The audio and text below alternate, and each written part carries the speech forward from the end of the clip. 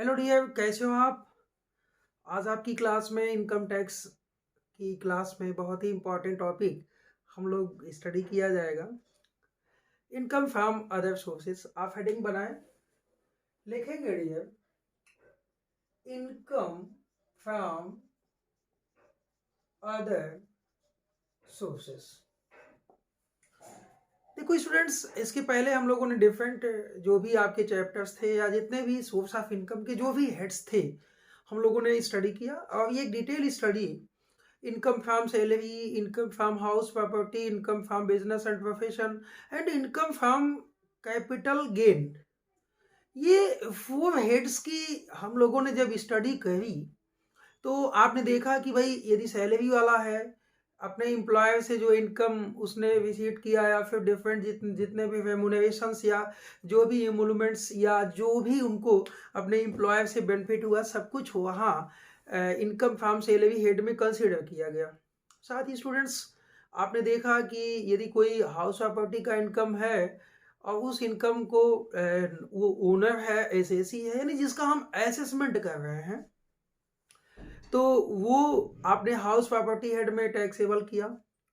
यदि आपका कोई भी बिजनेस इनकम है, आपके एसएससी के बिजनेस से संबंधित है और बिजनेस से की इनकम है, तो वो आपने बिजनेस एंड प्रोफेशन की इनकम है तो आपने प्रोफेशनल इनकम में उसको कंसिडर किया। लेकिन नाउ डियर स्टूडेंट्स, आपने कैपिटल एसेट को भी बेचा और उससे होने वाली प्रॉफिट को आपने कैपिटल गेन हेड में आपने कंसिडर किया और साथ में वहां पे चार्ज किया टैक्स, जो टैक्सेबल इनकम होते हैं। इसका सेक्शन 56, 57, 58, 59 या ये कह लें 56 to 59 है। It's charging section. Student, section आप बहुत इंपॉर्टेंट है, आप इसको नोट कर सकते हैं। तो क्या इन फोर हेड्स की जो स्टडी आपने की, तो क्या और सोर्स ऑफ इनकम नहीं है इंडिया के अंदर, हमारे देश में या देश से बाहर, जहां भी रेसिडेंशियल स्टेटस आपने बहुत अच्छे ढंग से देखा, तो क्या ये फोर सोर्स ऑफ इनकम है? नहीं, ऐसा तो है नहीं।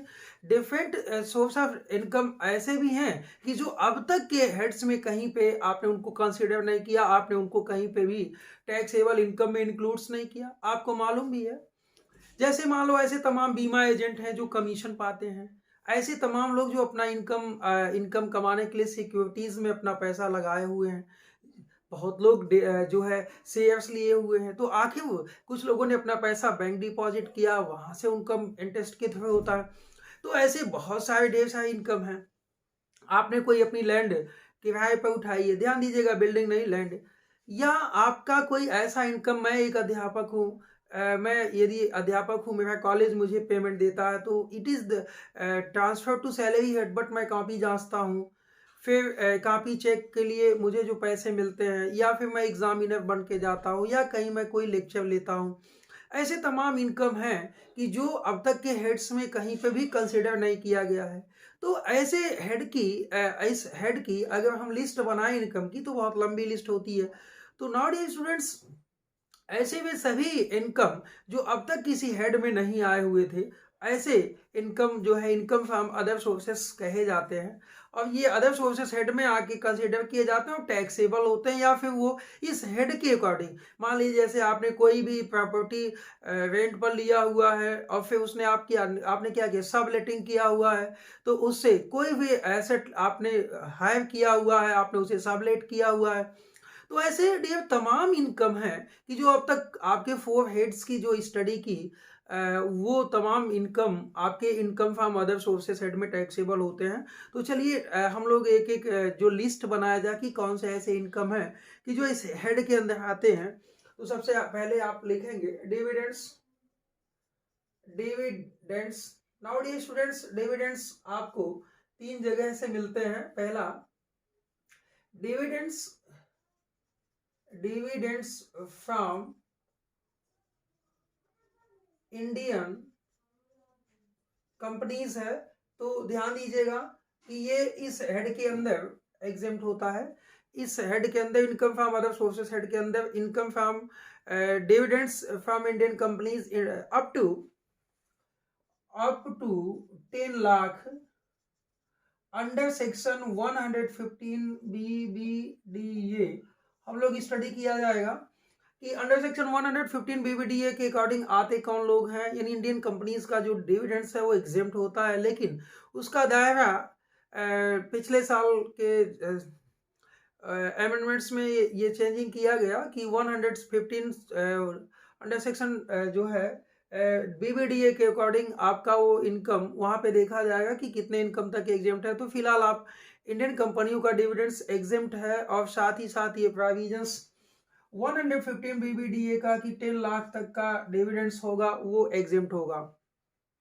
नाउ डे स्टूडेंट्स, अगर डिविडेंड्स आपको डिविडेंड्स फ्रॉम फॉरेन कंपनी, एक विदेशी कंपनी से यदि डिविडेंड्स होता है तो इस हेड के अंदर ये टैक्सेबल होता है। यानी ये कह दे विदेशी कंपनी से मिलने वाला जो भी डिविडेंड्स होता है वो आपका टैक्सेबल होता है इस हेड के अंदर। और ये साथ में डिविडेंड्स फ्रॉम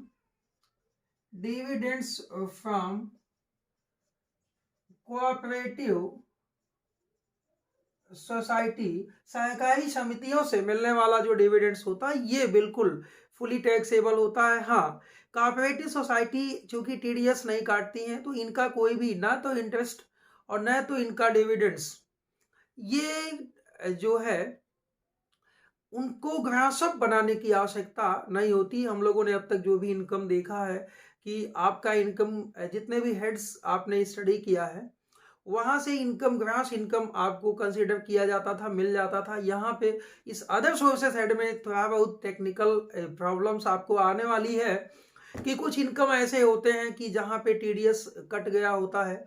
तो टीडीएस यदि कट गया होता है, यानी टैक्स उसी जगह काट दिया गया जहाँ पे इनकम वो जनरेट हुई है, जहाँ पे वो इनकम अराइज हुई है। बाकी का पेमेंट्स यदि आपको किया गया है, टैक्स काट के यदि पेमेंट्स किया गया है, तो फिर क्या है, वो जितना टैक्स आपका कटा है आपके इनकम में उस साल ग्रास इनकम बनाने के लिए उसको ऐड कर लिया जाएगा और फिर जो है आपका ग्रास इनकम टैक्सेबल किया जाएगा।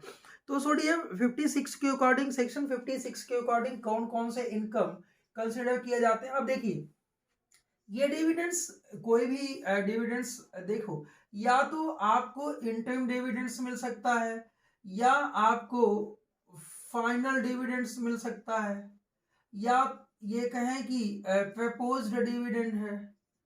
तो अगर एसएससी का कोई भी डिविडेंड्स उसके नाम से डिक्लेयर होता है, उन्हें ड्यू होता है, तो ये माना जाएगा कि एसएससी को ये इनकम ड्यू हुआ है और ये मिलेगा।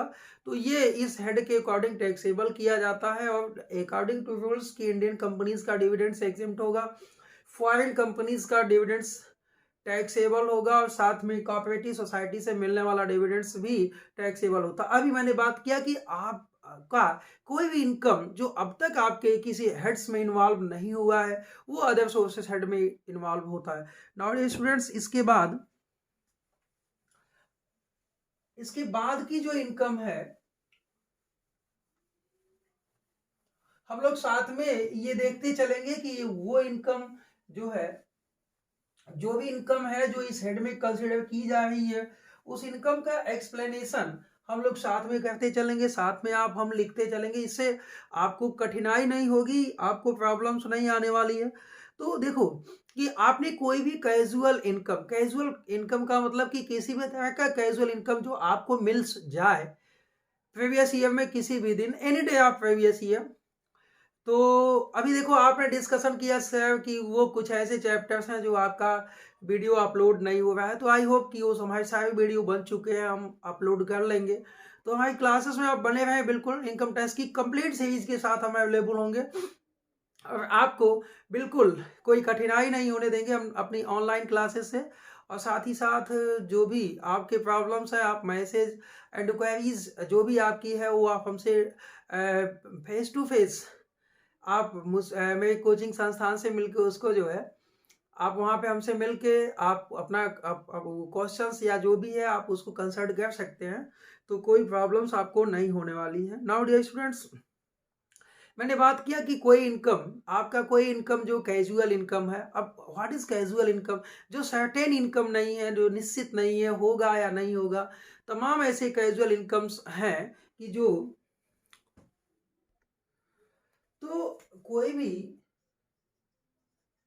कैजुअल इनकम यदि एसएससी के हैं तो ये कैजुअल इनकम, अब कैजुअल इनकम का मतलब क्या है माय डियर, कोई भी ऐसा इनकम जो सर्टेन नहीं है, जो निश्चित नहीं है, ऐसे इनकम को हम लोग कैजुअल इनकम कहते हैं।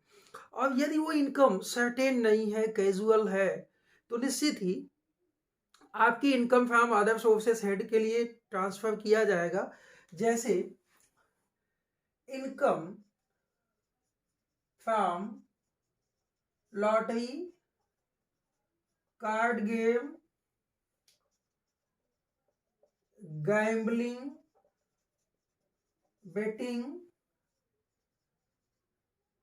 क्रॉसवर्ड पजल्स, कोई भी इस तरह की कैजुअल इनकम यदि आपको मिलती है तो ये income from other sources head के अंदर टैक्सेबल होती है। और माय डियर स्टूडेंट्स, इस इनकम में दो बातें हैं कि यदि टीडीएस कट चुका है, इट मीन कि अगर इनके संबंध में रिसीप्ट लिखा है कि एसएससी ने क्या किया, ऐसे इनकम को रिसीट किया हुआ है, पा चुका है, इट मीन कि 30% का टीडीएस ऐसे कैजुअल इनकम पर कट चुका होगा। तो अब देखो कैजुअल इनकम में ऐसा नहीं कि केवल यही आते हैं, मैं ये भी कैजुअल है आपका। और भी जैसे मनी लेइंग ऑन रोड, आप रोड पे कोई गिरा हुआ पैसा पा जाओ, भगवान ने आपको पैसे दे दिए भाई, तो यदि आपने कोई गिरा हुआ पैसा पा जाते हो, आप रिकॉर्ड करते हो, तो अब इस पे क्या है, टीडीएस थोड़ी काट के मिलेगा आपको। तो कोई अभी मैंने इनकी बात की कि अगर आपको यहाँ से कोई इनकम रिसीट होता है तो 30% टीडीएस कट के मिला होता है। इट मीन कि आपको यहाँ ग्रास बनाना होगा। जब आप ग्रास इनकम निकालेंगे तो लिखेंगे gross income is equal to 100 upon 100 minus 30, यानी ये टीडीएस है। यानी टीडीएस आप डिडक्ट किया हुआ है तो यहां से डिडक्ट कर लेंगे तो वो इनकम आपकी ग्रास इनकम हो जाती है। इट मीन कि आपको कोई भी चिंता की बात नहीं, अगर ये इनकम आपने विजिट किया कितने तक, ध्यान देना, TDS up to 10,000 no charge. अगर ये 10,000 रुपए तक इनकम है, 10,000 तक यदि आपकी income from lottery, crossword puzzles, gambling, betting या किसी भी गेम से आप इनकम कमाते हैं, तो यदि ये 10,000 रुपए तक है तो नो टीडीएस, यानी आपको 10,000 रुपए तक टीडीएस नहीं कटेगा। लेकिन यदि आप इससे ज्यादा पैसा आप कमाते हो तो आपको टीडीएस काट के पेमेंट किया जाएगा। तो ये ध्यान दें स्टूडेंट्स की यदि आपका income from lottery, crossword puzzles, gambling, betting, horse race या किसी भी गेम से अनसर्टेन इनकम मिलती है, कमाते हैं आप, तो 10,000 तक आपका टीडीएस नहीं कटा है। यदि आप 10,000 से ज्यादा कमाते हैं तो जो ऑर्गेनाइजेशन जहां पे भी आपने ये गेम खेला या गेम किया वहां से ये अनसर्टेन इनकम या ये कैजुअल इनकम आपको मिलती है तो 30% काट के मिलेगा। जैसे मान लो आप कौन बनेगा करोड़पति जीतते हो तो आपके हाथ में 1 करोड़ नहीं मिलता बल्कि आपके हाथ में 70 लाख मिलते हैं। इट मीन कि अगर विनिंग लिखा है, क्या लिखा है, विनिंग लिखा है, तो आपको नो ग्रासअप, आपको ग्रासअप की जरूरत नहीं है। लेकिन अगर रिसीप्ट लिखा है तो आप ये ध्यान देंगे कि इनकम कितनी थी। अगर इनकम 10,000 तक थी तो टीडीएस नहीं कटेगा, अगर 10,000 से ज्यादा थी तो टीडीएस कट जाएगा। और टीडीएस जब आपकी टीडीएस कट जाएगी इट मीन कि वो जो इनकम रिसीट किया है आप उसको ग्रासअप बनाएंगे। माय डियर स्टूडेंट्स, इसको समझने के लिए बहुत इंपॉर्टेंट है कि आप इसे समझें। तो आई होप कि आप समझ चुके होंगे कि यदि आपको lottery, crossword puzzles, gambling, card game, horse race या कोई भी ऐसी कैजुअल इनकम जो गेम की वजह से आपको मिलती है, तो यहाँ यदि 10,000 तक आपकी वो इनकम है तो टीडीएस नहीं कटेगा। और यदि 10,000 से ज़्यादा है तो वो ऑर्गेनाइजेशन पेमेंट देने से पहले आपसे टीडीएस काट लेगा। तो ये ध्यान दें रिसीप्ट इनकम देखते समय। अगर विनिंग है तो ये कंप्लीट आपको ग्रासअप बनाने की जरूरत नहीं होती। लेकिन माय डियर स्टूडेंट्स, हम आपको बताना चाहते हैं कि ये बिल्कुल इनकम फुली टैक्सेबल होता है। यदि आपने 25 पैसे का इनकम कमाया है तो भी ये income from other sources head में टैक्सेबल होता है। तो आप देखेंगे नेक्स्ट क्या इनकम है,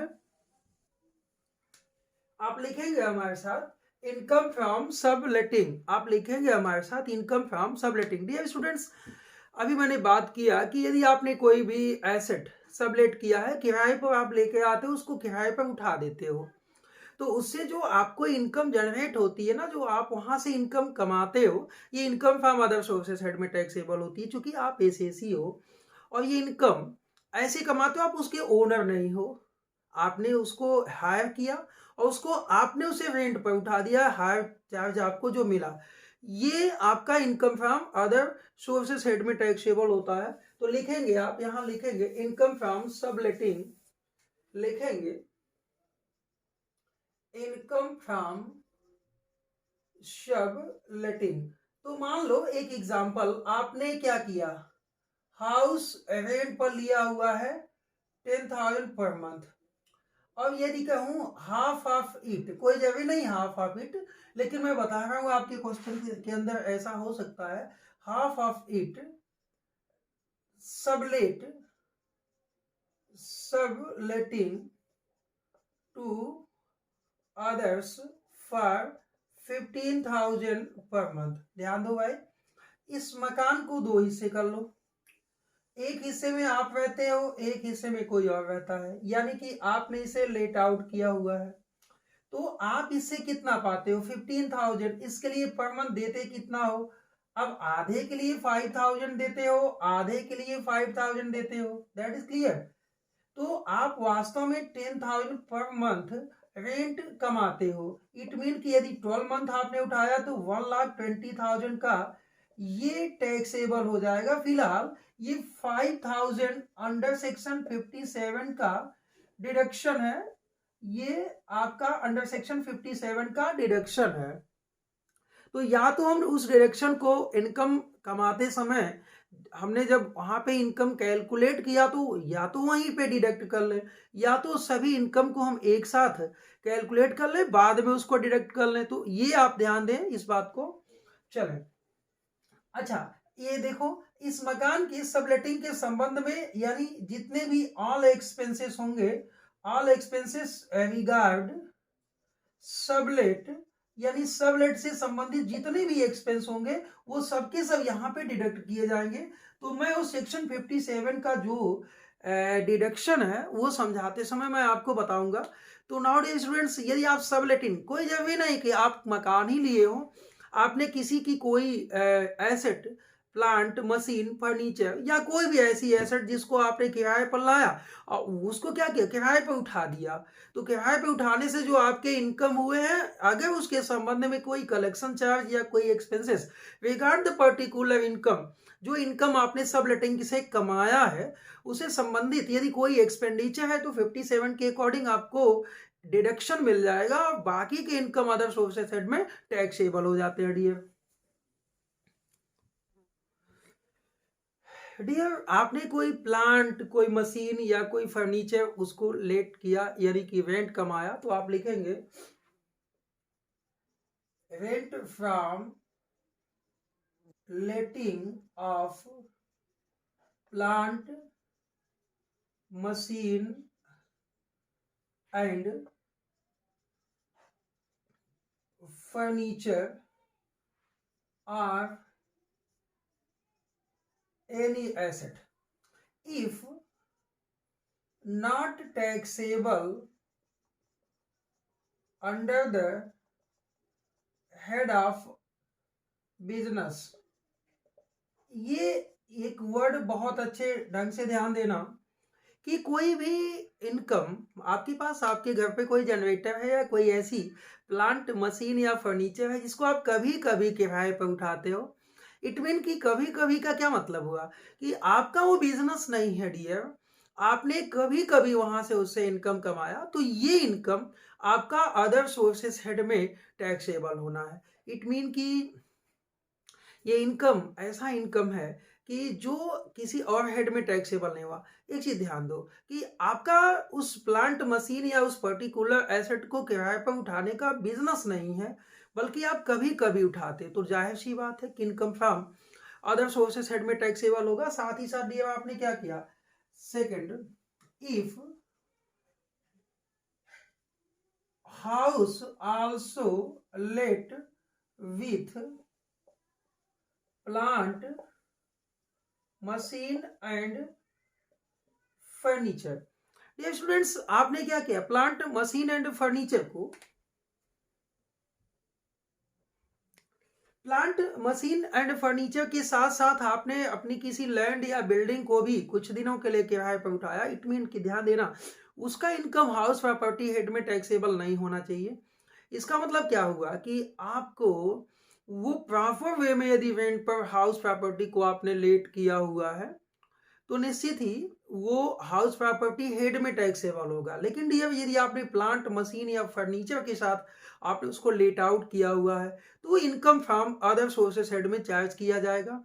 और देखो, इनकम फ्रॉम लैंड, मैं ये नहीं बना रहा हूं, ये चूंकि बहुत ढेर सारे इनकम फ्रॉम लैंड,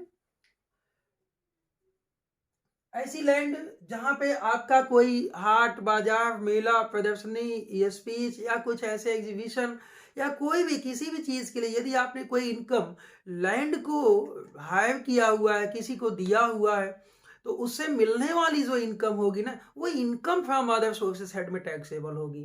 क्यों होगी? क्योंकि अब तक वो किसी हेड में टैक्सेबल नहीं होगी। मालूम है आपके क्वेश्चन के अंदर क्या कहता है कि एक हाउस प्रॉपर्टी दिल्ली में और जमीन, जमीन कहाँ है? गाजियाबाद में है।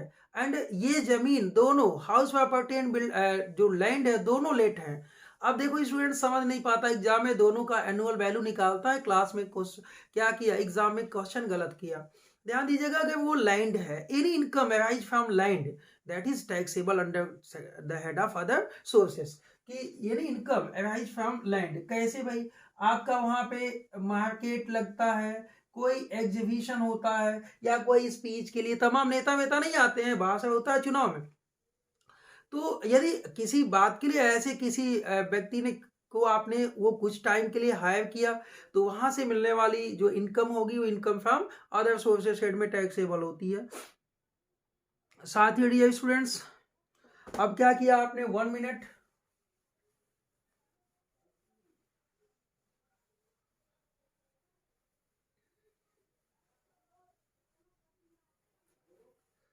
देखो, अगर किसी बिजनेसमैन को कीमैन इंश्योरेंस पॉलिसी के अकॉर्डिंग उनको अमाउंट मिलता है तो वो भी income from other sources head में टैक्सेबल होता है। तो आप इस बात को नोट कर लें, amount received from keyman insurance, यानी students amount received from keyman insurance policy. ध्यान दो, ये मैंने आपको पिछली क्लासेस में डिटेल इसका किया हुआ था कि what is keyman insurance policy.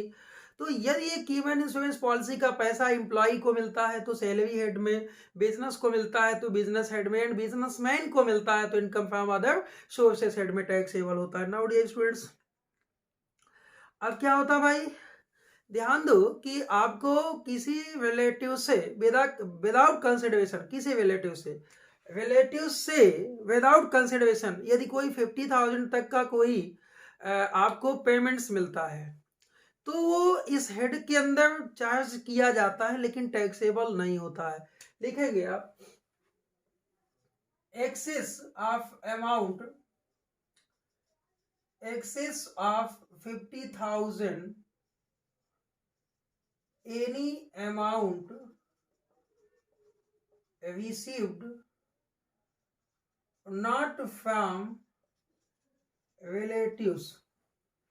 आपने क्या किया, आपने अपने रिलेटिव्स के अलावा यदि किसी से 50,000 से एक्सेस, और यहां लिखेंगे विदाउट कंसिडरेशन, क्या लिखेंगे डियर, विदाउट कंसिडरेशन, आपने बिना कंसिडरेशन के, जैसे मैं हूं, मुझे कोई 50,000 रुपए से एक्सेस पेमेंट दे देता है तो ये क्या है, income from other sources head में टैक्सेबल होगा। हाँ, इसे यदि मैं किसी रिलेटिव्स ने, अब आप कहोगे सर रिलेटिव्स कौन होता है, इट मीन कि मैं बता दूं, रिलेटिव्स इनकम टैक्स एक्ट ने जो रिलेटिव्स के लिए बात कही है इस इनकम के लिए, तो जैसे मैं हूं तो एसएससी के भाई या बहन, दैट इज क्लियर।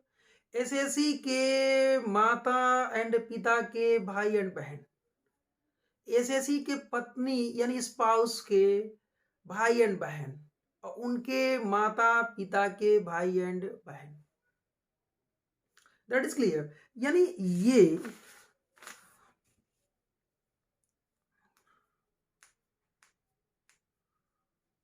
हाँ, कोई अगर कोई वंशज है यानी कि आप उनके पिछले जो भी साथ के जनरेशन के लोग हैं वो, तो यानी एसएससी के कौन भाई बहन, एसएससी के स्पाउस के भाई या बहन, या मतलब कि अब देखो एसएससी के माता पिता, एसएससी के स्पाउस के माता पिता, they are relatives according to tax act. So dear ऐसे तमाम इनकम हैं कि आपको मान लो कुछ ऐसे केसेस हैं, मैं बता दूं कि जहां पे आपको विदाउट कंसिडरेशन कोई पेमेंट्स मिलता है, तो आप जो है जैसे कि पहली बात तो किसी रिलेटिव से मिले, दूसरी बात कि यदि हिंदू अविभाजित परिवार के डिवीजन से यदि कोई आप यानी हिंदू अनडिवाइडेड फैमिली के डिवीजन से यदि कोई आपको विदाउट कंसिडरेशन 50,000 से अधिक का पेमेंट्स मिलता है, या अगर किसी एसएससी को अपने विवाह पर ये अमाउंट मिले, या स्थानीय सत्ता से मिले, लोकल गवर्नमेंट से मिले, या ऐसे ट्रस्ट जो सेक्शन 12A एंड 12A के अकॉर्डिंग रजिस्टर्ड हो, साथ ही स्टूडेंट्स की कंपनी के अमलगमेशन या एब्जॉर्प्शन के कंडीशंस में यदि आपको कोई अमाउंट मिलता है, और साथ ही स्टूडेंट्स कि जो मतलब रिलेटिव्स के अलावा भी यदि इन लोगों से जिनका मैंने नाम लिया है मिलता है, तो ये टैक्सेबल नहीं किया जाएगा अदर सोर्सेस हेड में।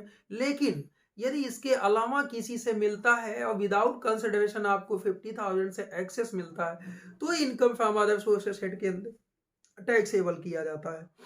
Okay dear.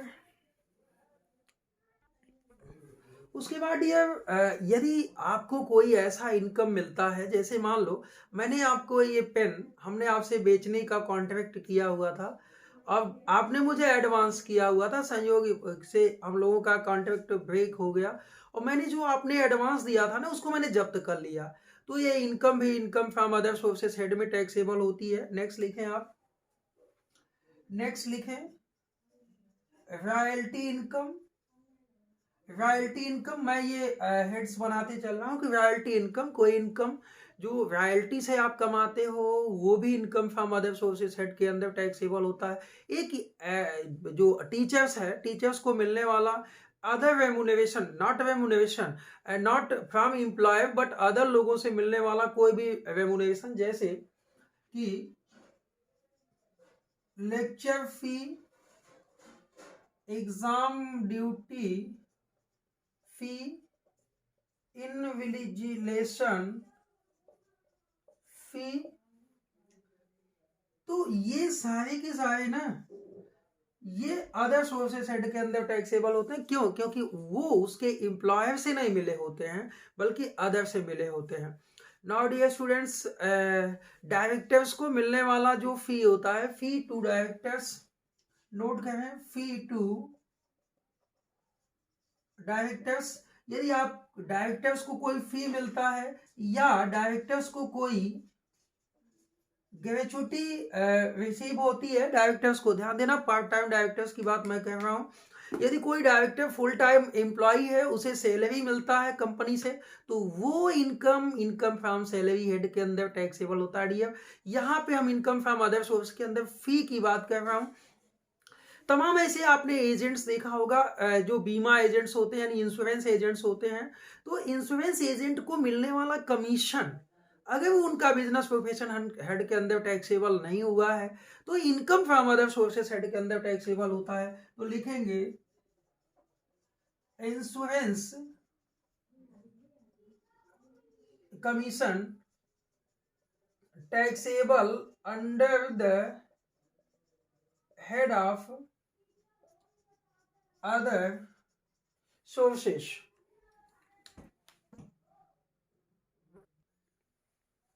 भाई हम लोगों ने अभी एक बात नहीं की कि जो एमपी एंड एमएलएज हैं हम लोगों के, उनको मिलने वाली जो सैलरी होती है वो income from other sources head में टैक्सेबल होती है।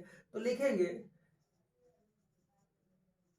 Salary of MP and MLA. अच्छा, आप सोच रहे होंगे सर ये सैलरी हेड में क्यों नहीं गया, इसको भी सैलरी हेड में जाना चाहिए था क्योंकि सैलरी नाम लिखा है। डियर स्टूडेंट्स, मैं बता दूं, जो एमपी एंड एमएलए होते हैं ये गवर्नमेंट के एम्प्लॉय नहीं होते, सरकार के कर्मचारी नहीं होते, और न तो ये देश के कोई सरकारी कर्मचारी होते हैं, बल्कि ये जनता के द्वारा चुने हुए प्रतिनिधि होते हैं। अगर member of legislative assembly and member of parliament भंग होती है तो फिर इनकी सदस्यता भी क्या होती है, समाप्त हो जाती है। ये गवर्नमेंट के या अपने देश के या अपने स्टेट के या लोकल अथॉरिटी के परमानेंट कोई एम्प्लॉय नहीं होते, इसलिए इनका कोई भी इनकम सैलरी हेड में टैक्सेबल होने के लिए आपको बहुत अच्छे ढंग से मालूम है कि एम्प्लॉयर एंड एम्प्लॉय के रिलेशंस होने चाहिए, और यहाँ ये जनता के प्रतिनिधि होते हैं, इसलिए इनको मिलने वाला जो सैलरी होता है ये income from other sources head के अंदर टैक्सेबल होता है।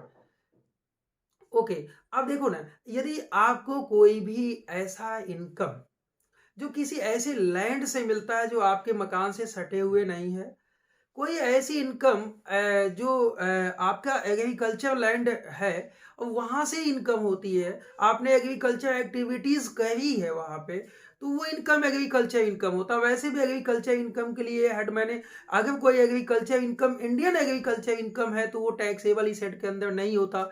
लेकिन लेकिन एनी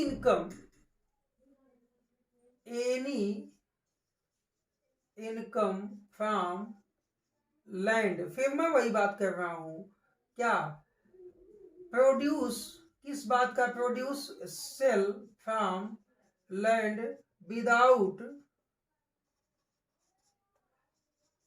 एग्रीकल्चर एक्टिविटी।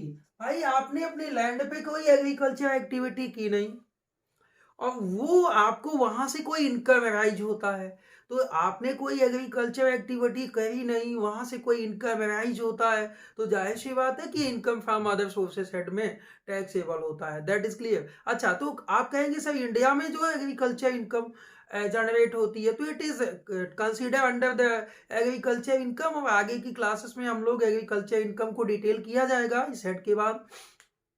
इस हेड के बाद हम लोग 3 चैप्टर्स डिटेल किया जाएगा। एक तो agriculture income, second carry forwarded and set off losses, clubbing of income, deemed income and deduction. ये हम लोग कुल मिला के 5 टॉपिक 2-3 चैप्टर के बेस पे हैं, तो इसको हम लोग काफी अच्छे से स्टडी किया जाएगा, तब हम लोग आगे निकलेंगे टोटल इनकम के लिए।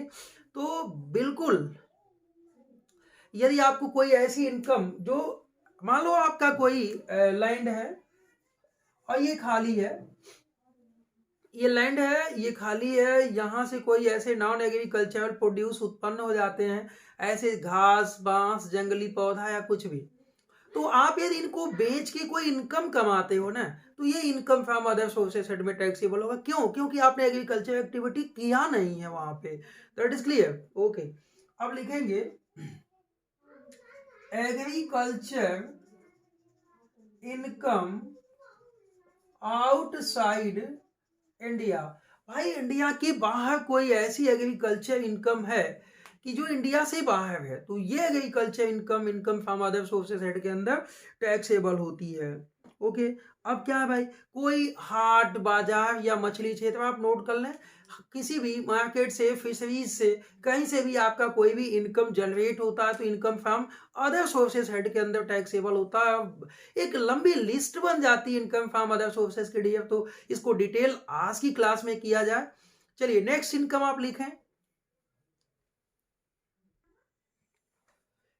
सो डियर, हम क्या है, हम एक टीचर हैं और मैं कोई आर्टिकल लिखता हूँ, मेरी आर्टिकल यदि किसी भी मैगजीन में छपती है तो उसके लिए मुझे जो रेमुनरेशन मिलेगा वो income from other sources head में टैक्सेबल होता है। ओके, अच्छा, यहाँ तक कि टिप, जो टिप्स मिलता है होटल के बैरा को, यानी होटल के वेटर को या टैक्सी ड्राइवर को, ये भी income from other sources head के अंदर कंसिडर किया जाता है।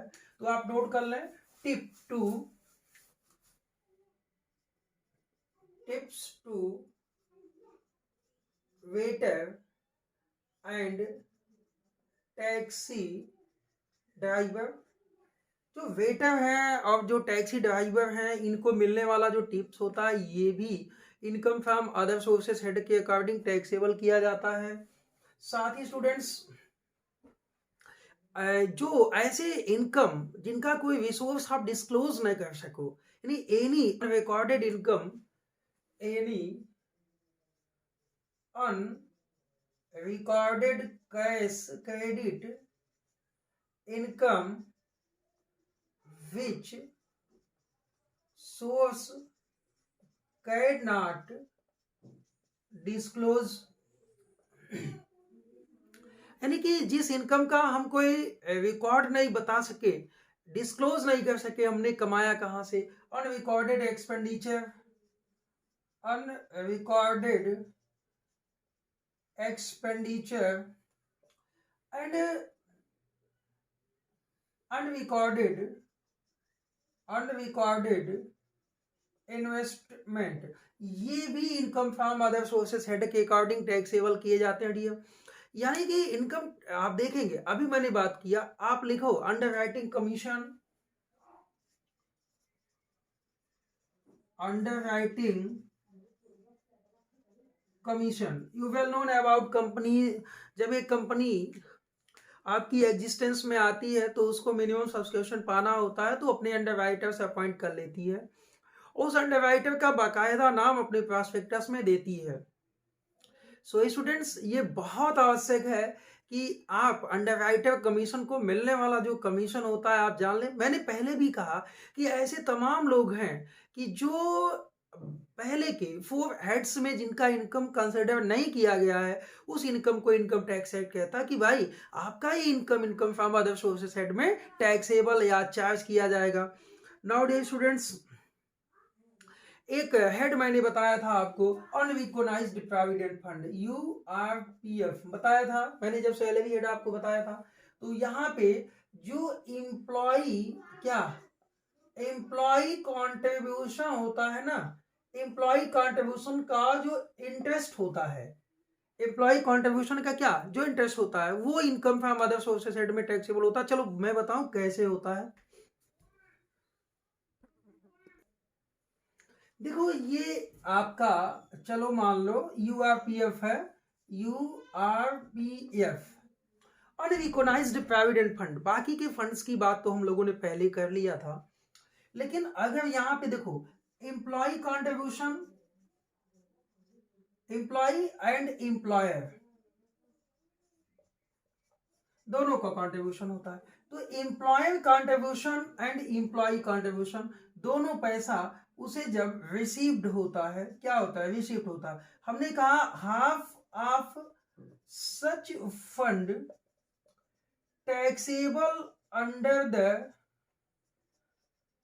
Head of salary. क्यों भाई, ऐसा क्यों? क्योंकि ये मानते हैं कि आधा एम्प्लॉयर कंट्रीब्यूशन एंड इंटरेस्ट है। अच्छा, आधा इंप्लॉय का मानते हैं, तो इंप्लॉय की जो सैलरी हेड है ना, वहां पे इंप्लॉय जो कंट्रीब्यूशन होता है ये पर मंथ क्या होता है, टैक्सेबल कर लिया जाता। लेकिन इंटरेस्ट जो होता है ना, वो कहीं नहीं टैक्सेबल हुआ था अब तक, तो कहाँ टैक्सेबल होगा? ये income from other sources head के अंदर टैक्सेबल किया जाता है। ओके, अब यदि हम अपने किसी ट्रेडमार्क को हमने क्या किया, रेंट पर उठाए हुए हैं, तो उस ट्रेडमार्क को रेंट पर उठाने से जो इनकम होगी वो income from other sources head के अंदर टैक्सेबल किया जाएगा। ओके, नाउ डियर स्टूडेंट्स, अब हम लोग बता दें आपको एक टॉपिक बहुत ही इंपॉर्टेंट है, एनएससी, नेशनल सेविंग सर्टिफिकेट यदि आपने लिया हुआ है। 1 मिनट,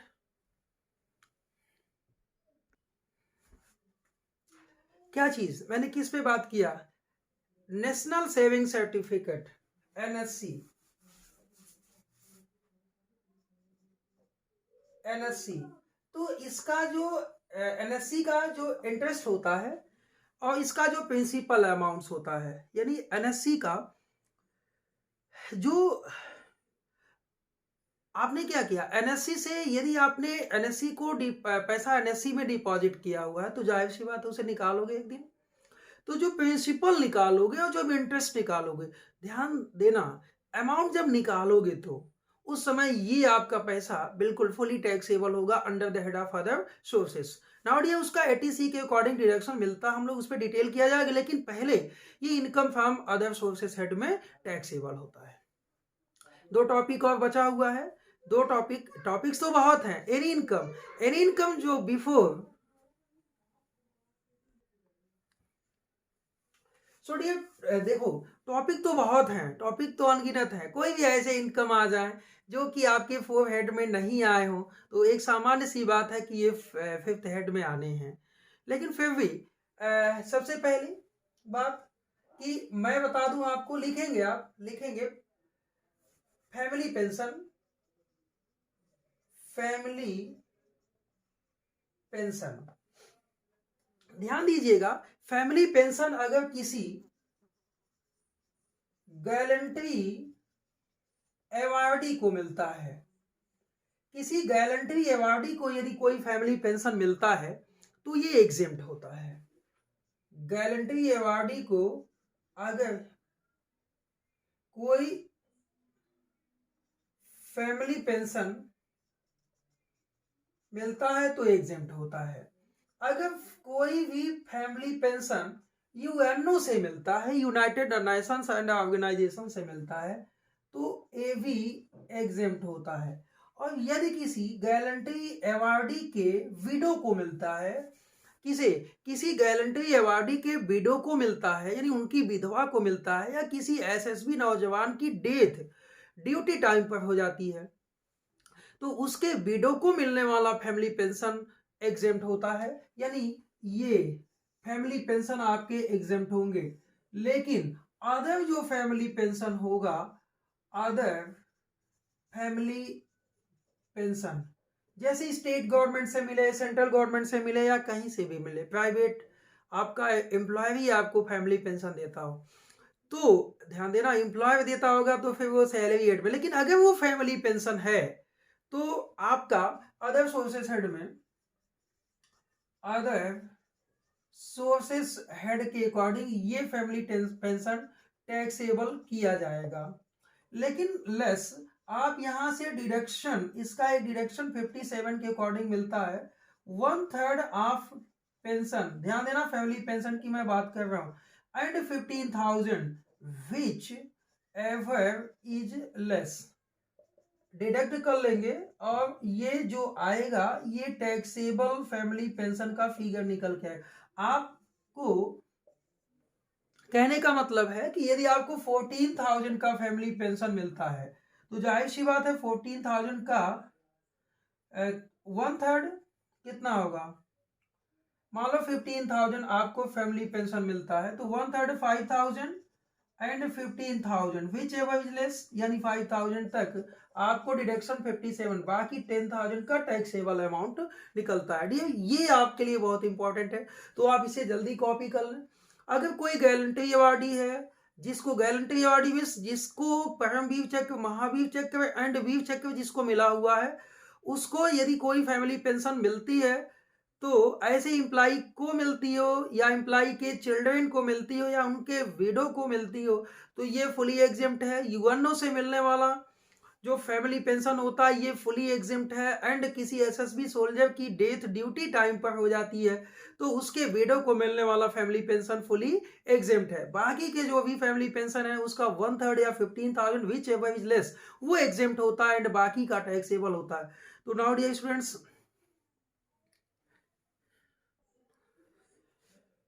माय डियर स्टूडेंट्स, अब क्या आपको मिलता है भाई, आपको जो आपके इंडियन क्रिकेटर्स हैं जो इंडिया के लिए क्रिकेट मैच खेलते हैं, ध्यान देना, इंडियन क्रिकेटर्स की बात कर रहे हैं कि मैच प्ले फॉर इंडिया, किसके लिए, मैच प्ले फॉर इंडिया।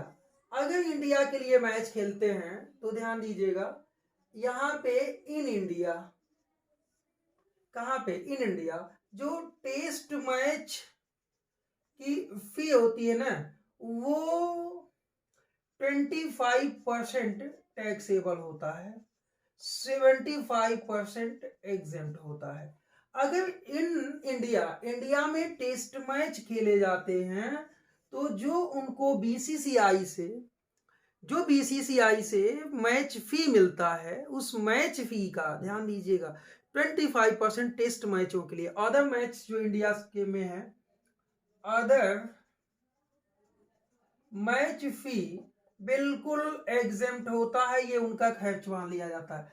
अच्छा, अगर आउटसाइड इंडिया खेलते हैं, कोई भी मैच खेलते हैं आउटसाइड इंडिया, तो 50% फॉर ऑल मैचेज मैच फी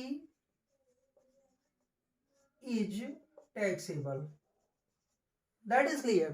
तो ये आपका इनकम फ्रॉम अदर सोर्सेस के डिफरेंस जो इनकम्स थे, जहां तक आपके इनकम टैक्स की बुक की बात है, जितना कवर हो सका वो कवर किया गया है। कुछ ऐसे भी इनकम हैं कि जिसपे हम लोग अभी डिटेल नहीं किए हैं, चलिए उसके विषय में बात कर लेते हैं। पहली बात तो इंटरेस्ट, ब्याज, बहुत इंपॉर्टेंट टर्म होता है ब्याज। चलिए हम लोग इसके विषय में बात कर लें। जो आपका इंटरेस्ट होता है, जो आपका इंटरेस्ट होता है भाई, आप, मैंने कहा ना कि कोई जरूरी नहीं कि आपके सभी के सभी income from salary, head, house property, business, profession and capital gain में आ चुके हो। ऐसे तमाम इनकम आए जो income from other sources head से हैं। सो डियर, अब आपके सामने मैंने 2-3 बातें यहाँ पे अभी ब्रेक किया हुआ था, 2-3 बातों को हम लोगों ने डिस्कशन नहीं किया कि इंटरेस्ट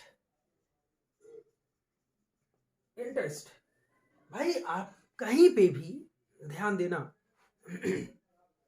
कहीं पे भी आपने अपना पैसा डिपॉजिट किया हुआ है तो आपको इंटरेस्ट चाहिए कि नहीं चाहिए भाई? आपको इंटरेस्ट चाहिए। और ये इंटरेस्ट यदि आपने बैंक डिपॉजिट किया है, क्या किया है? बैंक डिपॉजिट किया है, तो जाहिर सी बात है कि यदि आपका सेविंग अकाउंट है तो सेविंग अकाउंट का जितना भी इंटरेस्ट होगा, फुल इंटरेस्ट टैक्सेबल होता है। और ध्यान देना, इस पे टीडीएस नहीं कटता।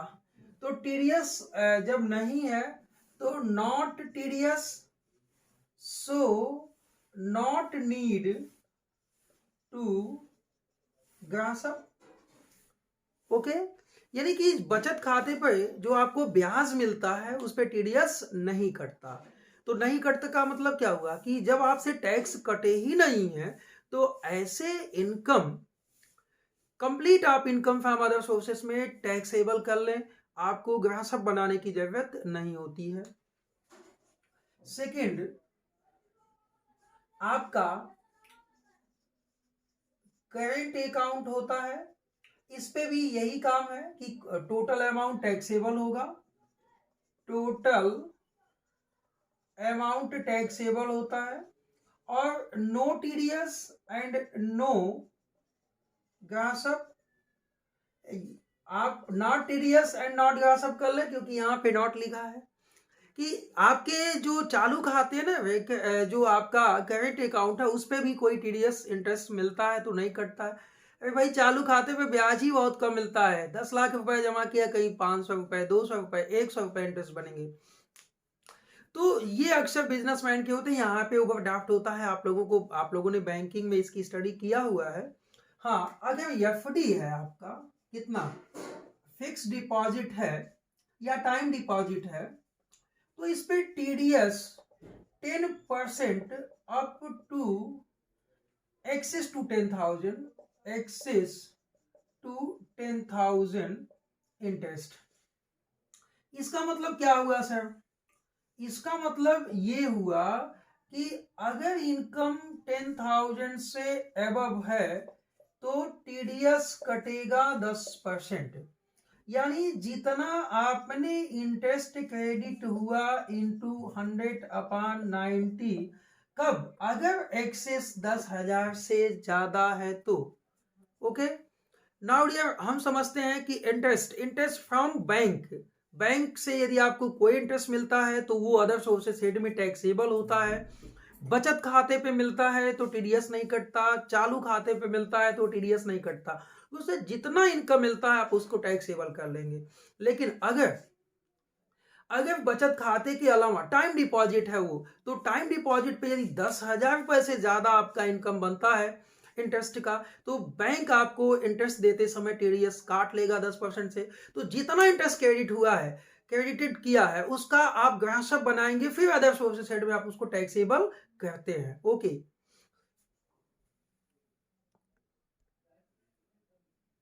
फिर आप इंटरेस्ट कहां से पाते हो डियर? आप इंटरेस्ट कहां से पाते हो? आपने किसी को लोन किया हुआ है, आपने किसी को क्या किया, लोन दिया हुआ, तो इंटरेस्ट ऑन लोन निश्चित ही मिलेगा। यानी interest on loan, interest on loan ये इनकम फ्रॉम अदर सोर्सेस में होगा। हाँ, अगर आपने interest on loan to firm किया हुआ है, अगर interest on loan to firm किया हुआ, आपने फर्म को लोन दिया हुआ है, तो सामान्य सी बात है कि आपको वहां से ब्याज मिलेगा, या किसी को भी दिया हो। Interest from any other loan, ध्यान देना, if interest amount is less या up to 5,000, there will not be TDS, but excess to 5,000 interest, TDS will deduct at the rate of 10%. So यहां दो बातें देखेंगे, इंटरेस्ट रिसीव्ड हो गए हैं या इंटरेस्ट ड्यू हुए हैं, दो बातें यहां देखेंगे डियर। अगर इंटरेस्ट रिसीव्ड हुआ है और वो इंटरेस्ट 5,000 रुपए से ज्यादा है, excess to 5,000, there are need to gross up, यानी इंटरेस्ट इंटू 100/90, तो ये ग्रास इंटरेस्ट निकल के आएगा जो कि टैक्सेबल अदर सोर्सेस हेड में किया जाएगा।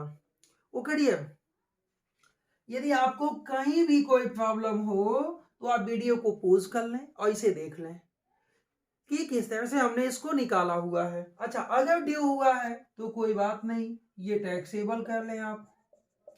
ओके, तो आपको कहीं से भी कोई इंटरेस्ट मिलता है, नेक्स्ट इंटरेस्ट कहां से हो सकता है? चौथा, interest from cooperative society.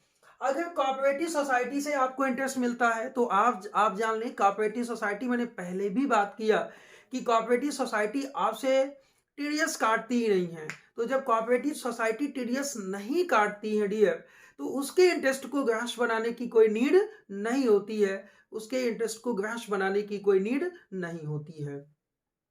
So dear, इस चैप्टर के अंदर ना टीडीएस एक बहुत इंपॉर्टेंट रोल प्ले करने वाला है। यदि आप उसको समझते हो, टीडीएस कहाँ कटा कहाँ नहीं कटा, या टीडीएस के जो टर्म्स हमने बताए, तो अभी मैं आपको एक्सप्लेन कर देता हूँ कुछ आगे की क्लासेस में।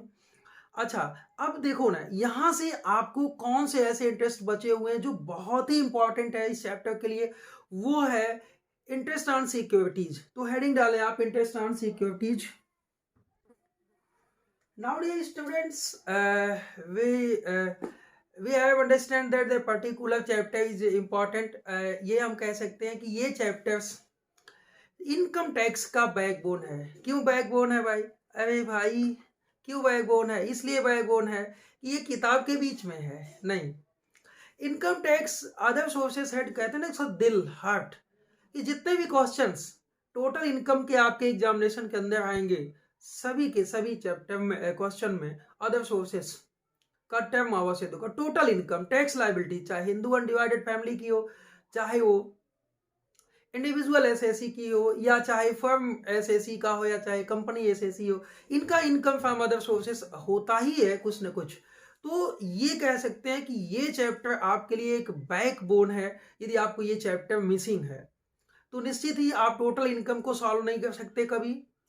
आपको कोई भी आगे चल के कोई भी इनकम आपसे सॉल्व नहीं हो सकते। तो देखो सबसे पहले कि हम बात करते हैं interest on security.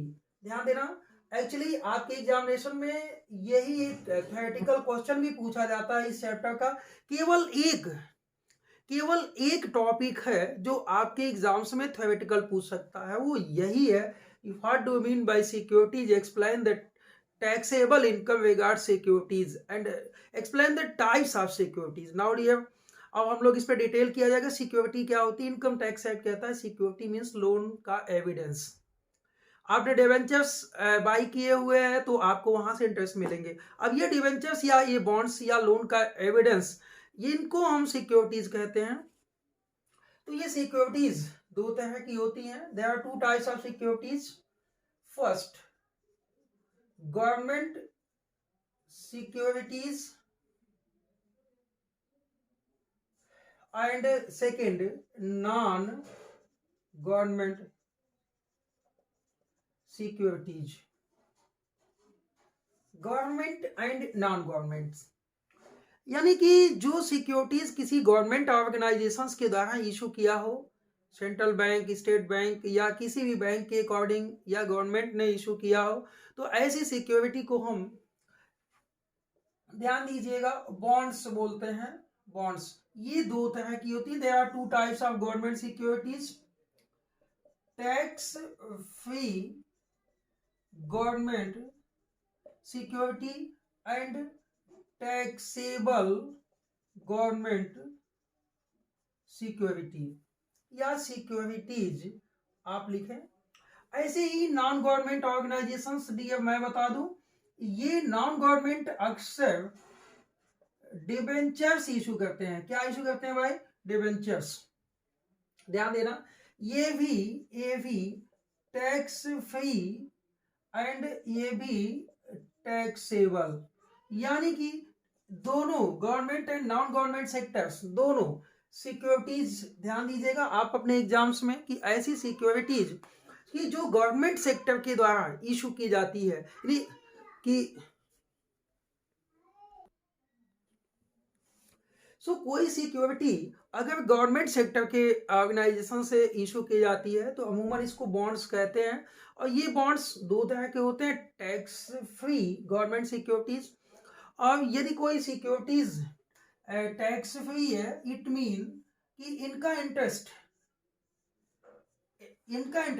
If tax free securities of government taken by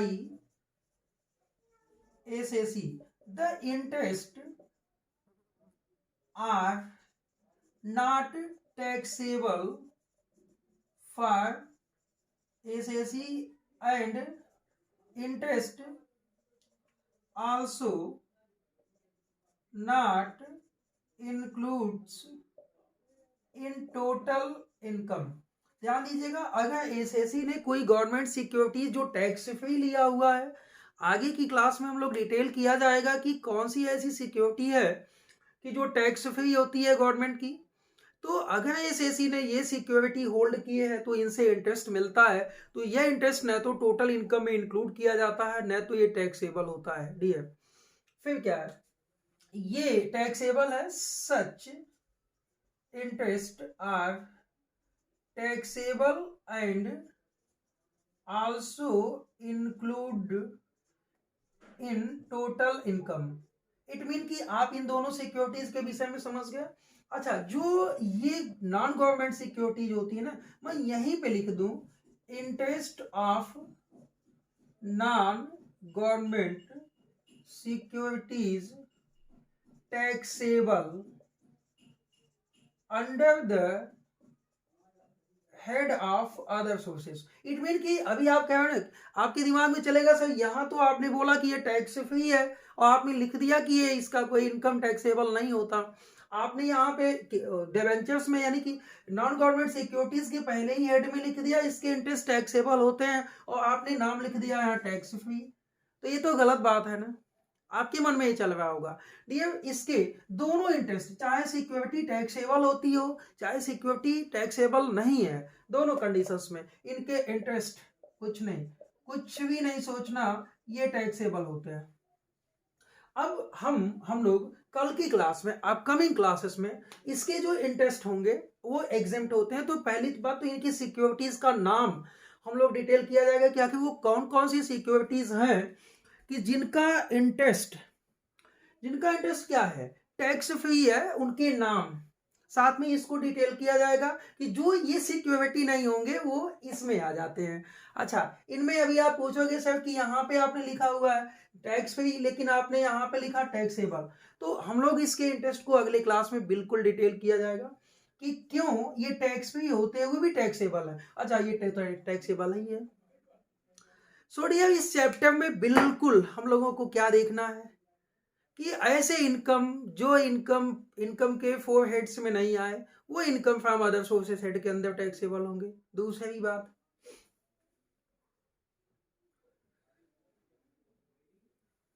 कि तमाम ऐसे इनकम का हम लोगों ने जिक्र किया आज की क्लास में। सिक्योरिटीज इंटरेस्ट का जिक्र कंप्लीट नहीं हुआ है, जो कि आपकी अपकमिंग क्लासेस में चलेंगी। तो आई होप कि आप अगली क्लास को, मेरे अगले लेक्चर को मिस मत कीजिए अगर अदर सोर्सेज समझना है तो। फिर उसके बाद आप में bond washing transactions, security interest, bond washing transactions, deduction under section 58 and the income the expenditure which are not exempt and not deductible under the head of other sources section, हम लोग 58 डिटेल किया जाएगा। और फिर मिलते हैं हम आपसे अगली क्लास में। तो आज के लिए बहुत बहुत धन्यवाद।